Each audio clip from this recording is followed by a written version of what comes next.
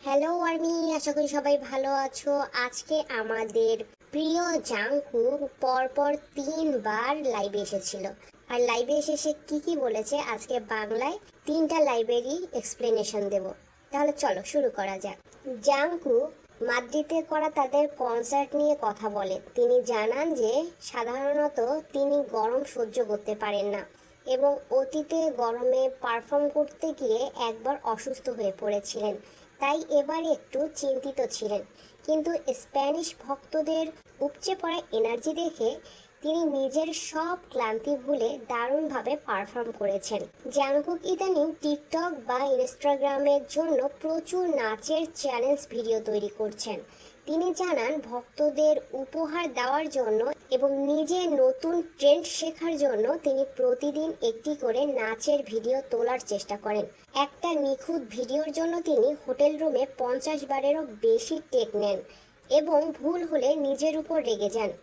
এছাড়া বিটিএস সদস্য জেহোপের সাথে নাচ নিয়ে এবং নিজের ফ্রি স্টাইল নাচ উন্নত করার আগ্রহ প্রকাশ করেন। তিনি তার 7 গানের কথা উল্লেখ করেন এবং জানান যে ভক্তরা গানটি ভীষণ পছন্দ করেছে। এছাড়া কোরিয়ান এনসিটির জাহিয়নের একটি মিউজিক ভিডিওর পারফরমেন্স দেখে তিনি প্রশংসা করেন। তিনি অবসর সময় কি অ্যানিমে দেখেছেন তা শেয়ার করেন। সম্প্রতি তিনি নো গেম নো লাইফ অ্যানিমেটি দেখেছেন এবং এই মুভিটি তার খুব ভালো লেগেছে। এছাড়াও সাইবার পার্ক এবং ম্যারেজ টকচিন নিয়েও কথা বলেন। তিনি রাতে কি খেয়েছেন তার বর্ণনা দেন। এরপর রেস্তোরাঁ থেকে পার্সেল করে আনা সসেস দিয়ে বিয়ার খেতে খেতে ভক্তদের সাথে কথা বলেন। একজন ভক্ত বিয়ান হওয়ায় তিনি ক্যামেরা থেকে খাবার কিছুটা দূরে সরিয়ে নিয়ে মজা করেন। লাইভ চলাকালীন কিছু ভক্ত তাকে বুকের অংশ দেখাতে বলে। তিনি হাসতে হাসতে তাদেরকে পুরো পারভার্ট অর্থাৎ দুষ্টু বলে মন্তব্য করেন। এছাড়াও অনেকে তাকে বিয়ে করার কথা বললে তিনি মজা করে বলেন তার বিয়ে করার কোনো পরিকল্পনা নেই এবং তারা যেন সুগাকে গিয়ে বিয়ের কথা বলে। তিনি সম্প্রতি আবার বোলিং খেলা শুরু করেছেন এবং সবাইকে বোলিং খেলার আহ্বান জানান। বাইক চালানো নিয়ে কথা বললে এবং ভক্তদের সাবধানে ও নিরাপদে বাইক চালানোর পরামর্শ দেন। একই সাথে তিনি বর্তমানে একজন শিক্ষকের কাছ থেকে একদম শুরু থেকে ইংরেজি শিখছেন বলে জানান। জাংকুকের লাইভটি করতে করতে নেটওয়ার্কের কারণে তার লাইভটি বন্ধ হয়ে যায়। পরবর্তীতে জাংকুক আবার লাইভে আসে। জাংকুক লাইভে এসে জানান যে তিনি মনে করেন যারা কোনো কিছুর প্রতি অতাকু অর্থাৎ পাগলাটে ভক্ত বা দেখু তারাই জীবনে সফল হয়, কারণ চারপাশের মানুষ যতই নেতিবাচক কথা বলুক না কেন তারা সব কিছু উপেক্ষা করে নিজেদের পছন্দের জিনিসটির পেছনে অন্ধের মতো লেগে থাকে। তিনি নিজেও একজন অতাকু হতে চান। একজন অলরাউন্ডার পারফর্মার হওয়ার জন্য জাংকুকের কাছে এখন অগ্রাধিকার বা প্রায়োরিটি কেমন তা তিনি ভক্তদের সাথে শেয়ার করেন। তিনি তার অগ্রাধিকারের তালিকাটি এভাবে সাজিয়েছেন। তিনি নাচকে 1 নম্বরে রেখেছেন কারণ তিনি মনে করেন নাচে ফ্রি স্টাইল করার ক্ষেত্রে তিনি এখনও মনের মতো করতে পারেন না, মাত্র 20% পারেন। তাই কোরিয়ায় ফিরে তিনি আরও ভালো করে নাচ শিখতে চান। ইংরেজি শেখা। 3 নম্বরে গান গাওয়া। তিনি মনে করেন গান তিনি শতভাগ না পারলেও প্রায় 70 থেকে 80% নিজের মতো করে ফুটিয়ে তুলতে পারেন, তাই একে 3 নম্বরে রেখেছেন। 4 বাদ্যযন্ত্র বা ইনস্ট্রুমেন্ট শেখা। তিনি ভবিষ্যতে গিটার শেখার ব্যাপারে বেশ আগ্রহী। ভক্তদের অনুরোধ ও পুনরাবৃত্তি। তিনি ভক্তদের কাছে জানতে চান যে প্রতিবার লাইভে এসে যদি তিনি একই গান অর্থাৎ 7 বারবার গান তবে ভক্তরা বিরক্ত হয় কিনা।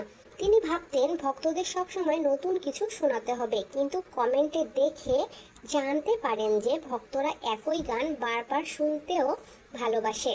লাইভের এক অংশে তিনি বেশ কিছু গান শোনেন ও খালি গলায় গান গাওয়ার চেষ্টা করেন। এছাড়াও তিনি স্ট্রে কিডসের নতুন গান এবং তাদের মেম্বারদের বডি বিল্ড আপের প্রশংসা করেন। পাশাপাশি ব্রিজি ব্যান্ডের গানেরও প্রশংসা করেন। ইদানিং এআই দিয়ে তৈরি করা গান এবং এর কপিরাইট নিয়েও তিনি বিষময় প্রকাশ করেন। মাদ্রিদে তখন সকাল 7টা বেজে পার হয়ে যাচ্ছিল। ভক্তরা বারবার কমেন্টে তাকে ঘুমাতে বলছিল। এতে তিনি কিছুটা মিষ্টি করে ক্ষোভ প্রকাশ করে বলেন, আমাকে বারবার ঘুমাতে যেতে বলো না। তিনি জানান যে চাইলেই তিনি ঘুমাতে পারেন না, অনিদ্রার কারণে তাকে ওষুধ খেয়ে ঘুমাতে হয়। তাই তিনি ভক্তদের আশ্বস্ত করেন যে তিনি ঠিক আছেন এবং ভক্তরা যেন নিজেরা ঘুমিয়ে পড়েন। এই পর্বেও কিছু ভক্ত তার বডি ফিটনেস এবং বুক নিয়ে মন্তব্য করায় তিনি আবারও মজা করে বলেন, উফ, কত পারভার্ট, কত দুষ্টু যে আছে এখানে। পরবর্তীতে জাংকুক তার তৃতীয় লাইভটি শুরু করে। লাইভের শুরুতে তিনি কিছু গান গাওয়ার চেষ্টা করেন, তবে সকাল হয়ে যাওয়ায় এবং গলা ঠিক মতো না খেলায় কিছু গান গাইতে গিয়ে সমস্যা হচ্ছিল। তিনি আইইউ এর এন্ডিং সিনস গানটি গাইতে গিয়ে ভুল করে অন্য গানের সাথে গুলিয়ে ফেলেন এবং পরে তা সংশোধন করেন। এছাড়াও তিনি একটা ইউটিউব শর্টস দেখে গান গাওয়ার জন্য পেটের ব্যায়ামের একটি কৌশলও নকল করার চেষ্টা করেন। পরবর্তী সময় কী ধরনের চ্যালেঞ্জের ভিডিও বা শর্ট শ্যুট করবেন তা নিয়ে ভাবছিলেন। তিনি জানান যে ইউটিউবে তার মূলত রান্নাঘর, গোছানো, ওয়ার্কআউট এবং টুকটাক তথ্যের চ্যানেলগুলো সাবস্ক্রাইব করা রয়েছে, তাই ডান্স বা চ্যালেঞ্জের ভিডিও সামনে আসছিল না। তিনি বলেন যে পরের দিন তিনি ইনস্টাগ্রামে স্টোরির মাধ্যমে ভক্তদের কাছ থেকে চ্যালেঞ্জের আইডিয়া জানতে চাইবেন। তিনি টোকিওতে একটি ব্র্যান্ড ইভেন্টে যাওয়ার অভিজ্ঞতা শেয়ার করেন। তিনি জানান যে সেখানে অন্যান্য সদস্যের মতো তিনি খুব একটা সহজ হতে পারেন না। মানুষের সাথে অল্প স্বল্প কথা বলা বা চোখের দিকে তাকানো তার জন্য বেশ কঠিন এবং তিনি অনেক নার্ভাস হয়ে ঘামতে থাকেন। তবে সেখানে মিনগিউকে দেখে তার খুব ভালো লেগেছিল এবং সাহস পেয়েছিল। অনেক বিদেশি ভক্ত তাকে ইংরেজিতে কথা বলার অনুরোধ জানালে তিনি ট্রান্সলেট ব্যবহার করে একটা বার্তা পড়েন এবং অনুরোধ করেন যেন সবাই তাকে ইংরেজিতে কথা বলতে জোর না করে, বরং তারা যেন কোরিয়ান শেখার চেষ্টা করে।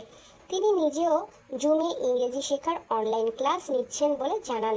লাইভের শেষের দিকে কিছু অদ্ভুত ও আপত্তিকর মন্তব্য দেখে তিনি কিছুটা বিরক্তি প্রকাশ করেন এবং বলেন, কমেন্টে কেন এত বিকৃত মানসিকতার মানুষ চলে এসেছে। লাইভটি শুরু করার আগে জাংকুক জানায় যে ওয়েভার্স অ্যাপে কিছু যান্ত্রিক ত্রুটির কারণে তার লাইভটি বারবার কেটে বা আটকে যাচ্ছিল। তিনি বলেন, ওয়েভার্সও মনে হয় চাচ্ছে না আমি এখন লাইভে থাকি, ওরাও আমাকে ঘুমাতে বলছে। এরপর তিনি ভক্তদের উদ্দেশ্যে বলেন যে বিদায় নেওয়ার আগে তিনি শেষ একটা ভালো গান গেয়ে যেতে চান। তিনি নিজের ফোনের প্লেলিস্ট খুঁজতে গিয়ে একটু বিভ্রান্ত হয়ে পড়েন এবং ভাবেন তিনি ভুল করে প্লেলিস্টটি ডিলিট করে দিয়েছে কিনা। পরে সেটা খুঁজে পান। তিনি কার দ্য গার্ডেনের একটি জাজ ঘরানার গান গাওয়ার চেষ্টা করেন, কিন্তু সকাল হয়ে যাওয়ায় এবং তার গলা পুরোপুরি তৈরি না থাকায় গলার ওপর বেশ চাপ পড়ছিল। গানটির স্কেল অনেক উঁচুতে হওয়ায় মাঝপথে থেমে তিনি বলেন, উফ, গলা দিয়ে আওয়াজ বের হচ্ছে না, এটা অনেক হাই স্কেল, আমি অন্য গান গাইব। এরপর তিনি আইইউ এর সার্চ অন এন্ডিং গানটি গাইতে যান, কিন্তু প্রথম লাইনের সুর কিছুতেই মনে করতে পারছিলেন না। তিনি নিজেই হেসে বললেন, আমি কি এই গানটা আগে কাভার করেছিলাম? সুরটা মনে পড়ছে না কেন? পরে আসল সুর মনে পড়ার পর তিনি গেয়ে শোনান এবং ভুল করার জন্য দুঃখ প্রকাশ করেন। গান গাওয়ার ফাঁকে জাংকুক তার ফোনে ইউটিউব শর্টস স্ক্রল করছিল। সেখানে একজন কণ্ঠশিল্পীর ভিডিও আসে, যিনি বলছিলেন কিভাবে পেটের পেশি ব্যবহার করে উচ্চ স্বরে গান গাইতে হয়। জাংকুক সেই ভিডিওর নির্দেশনা অনুযায়ী সোফায় বসে পেটে চাপ দিয়ে অদ্ভুত সব আওয়াজ, যেমন হাসি আটকানোর মতো শব্দ করতে থাকেন। তিনি নিজেই হেসে বলেন, এটা ট্রাই করতে গিয়ে তো আমার পেটে যেন ভূমিকম্প শুরু হয়ে গেছে। যারা গান গাইতে পারেন না তারা এভাবে ট্রাই করে দেখতে পারেন। স্ক্রল করতে করতে জিমিনের একটা নতুন বিজ্ঞাপন তার সামনে আসে। জিমিনকে দেখে তিনি বেশ উচ্ছ্বাসিত হয়ে পড়েন এবং চিৎকার করে বলেন, ওয়াও, জিমিন ভাই তো দারুণ হ্যান্ডসাম আর সেক্সি লাগছে। সুগার একটা পুরনো ভিডিও, প্রায় 13 থেকে 17 বছর আগের গিটার ও ভোকাল পারফরমেন্স দেখে তিনি বেশ অবাক হন। তিনি বারবার কমেন্টের দিকে তাকিয়ে সুগার উদ্দেশ্যে বলতে থাকেন, ইয়নগি ম্যারি মি। কমেন্টগুলো আসলেই দারুণ। তোমরা এখনো এই কমেন্ট করছো দেখে ভালো লাগছে। কমেন্টে একজন আর্মি তাকে একটা কাল্পনিক ব্যালেন্স গেম বা কঠিন পরিস্থিতির প্রশ্ন করেন। যদি একটা ট্রেন লাইনে একদিকে জিমিন বাধা থাকে আর অন্যদিকে 5জন অপরিচিত মানুষ থাকে আর ট্রেনটি থামানোর উপায় না থাকে, তবে তুমি কাকে বাঁচাবে? জাংকুক কোনো দ্বিধা ছাড়াই উত্তর দেন, এটা কোনো প্রশ্ন হলো? আমি অবশ্যই জিমিন ভাইকে বাঁচাবো। অপরিচিত 100 জন মানুষ থাকলেও আমি জিমিন ভাইকেই বাঁচাবো। জিমিন ভাই আমার আপন মানুষ। জাংকুক তার সম্প্রতি টোকিও ক্যালভিন ক্লেইন ইভেন্টের ভিডিও দেখছিলেন। ভিডিওতে নিজেকে গোলগাল ও কিউট লাগছিল বলে তিনি মন্তব্য করেন। তিনি স্বীকার করেন যে এই ধরনের বড় ফ্যাশন ইভেন্ট বা পার্টিতে যাওয়া তার জন্য ভীষণ মানসিক চাপের। তিনি বলেন, অনেকে মনে করে আমার হয়তো সোশ্যাল ফোবিয়া বা প্যানিক অ্যাটাক হয়। আসলে তা নয়, এটা আমার স্বভাব। আমি মানুষের সাথে অহেতুক ছোটখাটো আলাপ করতে পারি না। এত মানুষের ভিড়ে আমি কারো চোখের দিকে তাকাতে ভয় পাই। গরমে না, স্রেফ নার্ভাসনেস এর কারণে আমার শরীর দিয়ে ঠান্ডা ঘাম বের হতে থাকে। তিনি জানান, সেখানে 17 ব্যান্ডের মিনগিউকে দেখে তিনি স্বস্তি পেয়েছিলেন। কাজের জায়গায় নিজের কোনো বন্ধুকে এভাবে হঠাৎ দেখলে যে কতটা সাহস পাওয়া যায় তা সেদিন বুঝেছি। মিনগিউকে দেখে আমার খুব ভালো লেগেছিল।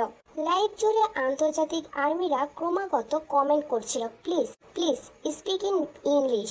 জাংকুক ফোনে একটা ট্রান্সলেট অ্যাপ খুলে ইংরেজি একটা বার্তা তৈরি করেন এবং সেটি পড়ে শোনান। তিনি বেশ গুরুত্ব সহকারে বলেন, আমি তোমাদের সবাইকে খুব ভালোবাসি, কিন্তু দয়া করে আমাকে লাইভে ইংরেজিতে কথা বলার জন্য জোর করো না। তার চেয়ে বরং তোমরা একটু কোরিয়ান ভাষা শেখার চেষ্টা করো। আমি আমার নিজের গতিতে ইংরেজি শিখছি। তিনি আরও যোগ করেন, আমিও তো চাই সবার সাথে ইংরেজিতে বা স্প্যানিশে কথা বলতে, কিন্তু না পারলে আমি কি করব? আমি কোরিয়ান ভাষাতেও আমি মাঝে মাঝে আটকে যাই। শুধু গানের উচ্চারণগুলো ভালো বলে আমি গানগুলো ঠিকঠাক রেকর্ড করতে পারি। আমি আমার ইংরেজি নিয়ে নিজেই অনেক আপসেট। তাই আগামী 2 থেকে 3 বছরের মধ্যে পুরোপুরি না শেখা পর্যন্ত আমি গানের বাইরে আর ইংরেজি বলবো না। তোমরা এই কথা বলে আমাকে আর ছোট করো না।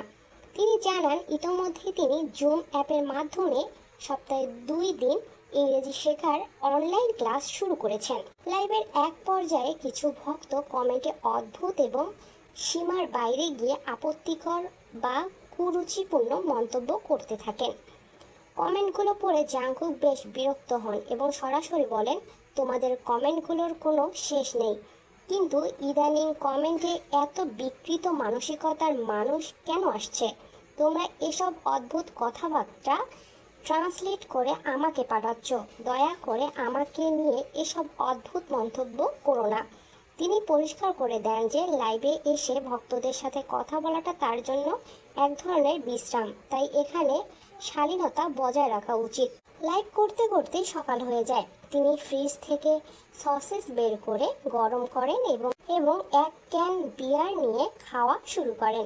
আর্মিরা কমেন্টে তাকে দ্রুত ফ্রেশ হয়ে ঘুমানোর অনুরোধ জানালে তিনি বলেন, আমি গোসল করতে গেলে ব্রাশ করা সহ প্রায় 30-40 মিনিট সময় লাগে। গোসল করে বের হলে আমার ঘুম পুরোপুরি ছুটে যায়। তখন খুব ক্ষুধা লাগে, তাই ভাবছি এখনই খেয়ে একবারে ফ্রেশ হয়ে ঘুমাবো। তিনি জানান যে পরের দিন তিনি ইনস্টাগ্রাম বা টিকটকে স্টোরি দিয়ে ভক্তদের কাছ থেকে নতুন কোনো চ্যালেঞ্জ ভিডিওর আইডিয়া চাইবেন। ভক্তরা যা করতে বলবে তিনি সেই শর্টস শ্যুট করবেন। ব্যাকগ্রাউন্ডে টপ গান সিনেমার একটি প্রিয় গান বাজিয়ে তিনি 5 মিনিটের একটি কাউন্টডাউন শুরু করেন। ভক্তদের উদ্দেশ্যে বলেন, I love you all, good night. আবার কবে আসবো জানি না, তবে ইনস্টাগ্রাম বা টিকটকে সচল থাকবো। এই বলে তিনি ফ্লাইং কিস দিয়ে লাইভটি শেষ করেন।